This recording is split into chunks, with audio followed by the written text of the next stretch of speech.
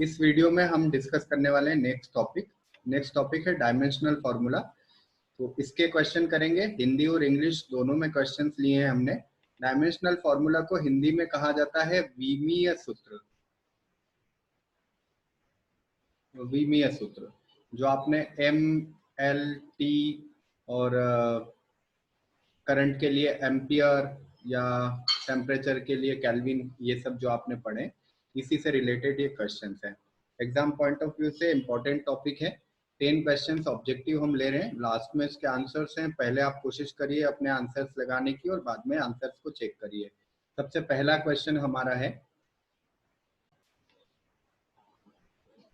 ये है question number 1। Dimensional formula या विमीय सूत्र ml²t-3 इनमें से किसको रिप्रेजेंट करता है?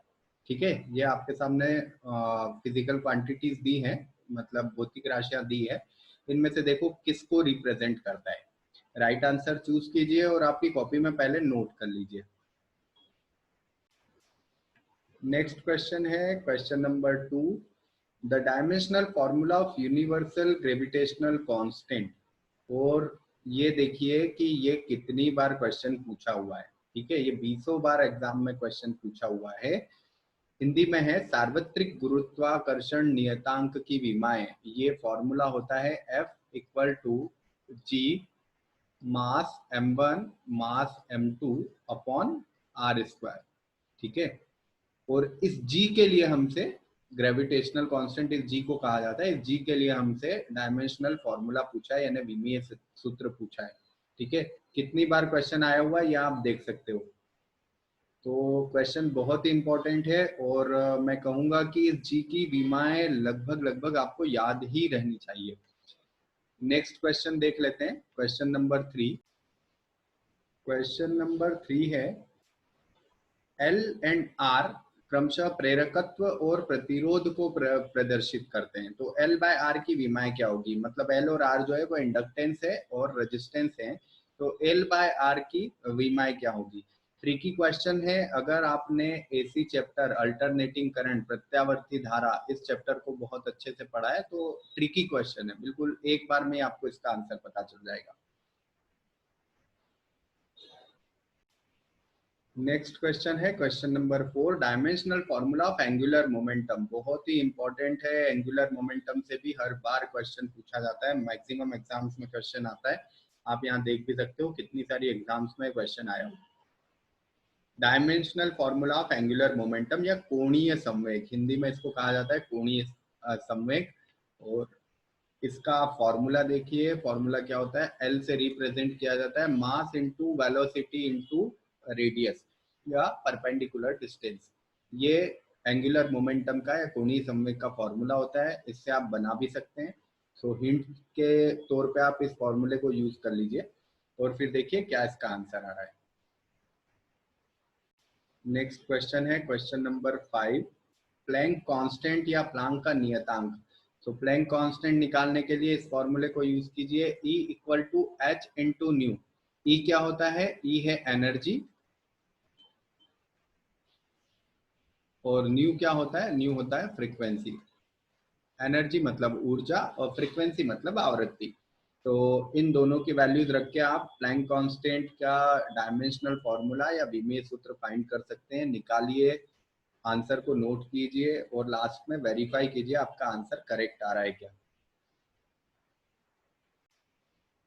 नेक्स्ट क्वेश्चन है question number 6, the equation of state of some gases can be expressed by P plus A by V square into V minus B equal to RT।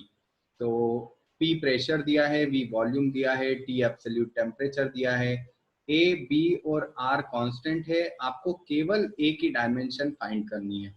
ठीक है, हिंदी में भी क्वेश्चन दिया हुआ है, गैसों का अवस्था समीकरण, मतलब गैस इक्वेशन दी है आपको इस तरह से, और इसकी डायमेंशन भी आपको फाइंड करनी है। ठीक है, फाइंड करके देखिए क्या आंसर आ रहा है इसका। क्वेश्चन नंबर 7 है, धारिता का विमीय सूत्र। धारिता को इंग्लिश में कैपेसिटेंस कहा जाता है। इसका विमीय सूत्र यानी कि डायमेंशनल फॉर्मूला क्या है? देखिए चार ऑप्शन में से कौन सा करेक्ट ऑप्शन आ रहा है।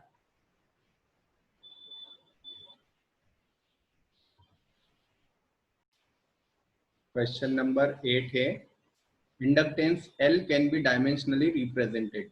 प्रेरकत्व, L मतलब प्रेरकत्व, इंडक्टेंस को हिंदी में प्रेरकत्व कहा जाता है। अभी में ये सूत्र बताना है प्रेरकत्व का क्या होता है। इस फॉर्मूले को यूज कीजिए, E is equal to minus L D I by D T. E क्या है? ई होता है ईएमएफ। ईएमएफ को हिंदी में कहा जाता है विद्युत वाहक बल, ठीक है, जो पोटेंशियल के इक्विवेलेंट होता है। एल आपको फाइंड करना है d I by D t. D i मतलब करंट और डी टी मतलब टाइम, मतलब समय। यूज करिए इस फॉर्मूले को और यहाँ से एल को फाइंड करने की कोशिश कीजिए। ईएमएफ, ईएमएफ के लिए पता है आपको, ये वोल्टेज के इक्विवेलेंट होता है, मतलब वर्क अपॉन चार्ज। आप ये भी यूज कर सकते हैं। नेक्स्ट क्वेश्चन देखिए, क्वेश्चन नंबर 9, विद्युतशीलता epsilon not dimensional dimensions of permittivity. Electrical permittivity है ये, इसकी डायमेंशंस फाइंड करनी है। इस फॉर्मूले को याद रखिए, 1/4 pi epsilon not charges Q1 and Q2 upon distance का स्क्वायर। F फोर्स होता है, Q1 Q2 चार्जेस हैं, R डिस्टेंस है। फोर्स का मतलब बल, Q1 Q2 चार्जेस मतलब आवेश और डिस्टेंस मतलब दूरी। तो एप्सिलॉन नॉट आप यहाँ से फाइंड कर सकते हैं। 1/4 पाई की कोई यूनिट नहीं होती है, कोई डायमेंशन नहीं होती है, इसलिए इसको तो आप डायमेंशन लेस समझिए। एप्सिलॉन नॉट रख के और इस तरह से आप यूनिट को फाइंड कर सकते हैं, Q1 Q2 upon F into r square. इस तरह से आप फाइंड कर सकते हैं एप्सिलॉन नॉट। ट्राई कीजिए इसको। क्वेश्चन नंबर 10, जब भी हम डायमेंशनल फॉर्मूला निकालते हैं तो हम एक चीज को डिस्कस करते हैं कि इन दो क्वांटिटीज या इन तीन क्वांटिटीज की डायमेंशन सेम होती है। ये क्वेश्चन उसी तरह का है। निम्न में से किन तीन राशियों की विमाएं समान है? ऑप्शन आपके सामने दिए हैं। Dimensions of following three quantities are same. इनमें से किन की डायमेंशन सेम होती है? तो आपको चेक करना है इनमें से तीनों की, इन तीन पेयर जो बनाए हैं हमने, इनमें से कौन सा पेयर करेक्ट है जिनकी विमाएं समान होती है। सारे आंसर्स को एक बार आप नोट कर लीजिए आपकी कॉपी में, और अब मैं जो आंसर्स बता रहा हूँ उनके साथ में चेक कर लीजिए कि आपके कितने आंसर्स करेक्ट हैं। चलिए, ये है हमारे आंसर। फर्स्ट का बी, सेकंड का बी, थर्ड का सी, फोर्थ का बी। आंसर्स आपके सामने हैं, आप अपने आंसर्स वेरीफाई कीजिए। कितने आंसर्स आपके करेक्ट बने हैं मुझे कमेंट करिए। कोई क्वेश्चन ऐसा है जिसमें आपको लगता है कि आपका आंसर मेरे आंसर के साथ मैच नहीं हो रहा है और फिर भी आप श्योर हैं कि करेक्ट है, तो भी मुझे कमेंट करिए। अगर आपका आंसर करेक्ट हुआ या मेरा आंसर करेक्ट हुआ तो उसको वेरीफाई करेंगे, उसी को सॉल्व करने की कोशिश करेंगे और देखेंगे कि करेक्ट आंसर किसका निकल रहा है। नेक्स्ट चैप्टर हम 1D मोशन के क्वेश्चंस लेंगे, तो 1D मोशन का टॉपिक उठाएंगे और उसके ऐसे ही 10 क्वेश्चंस लेने वाले हैं। तो नेक्स्ट वीडियो आपको 1D मोशन का मिलने वाला है, तो 1D मोशन का चैप्टर आप प्रिपेयर रखिए उसके लिए।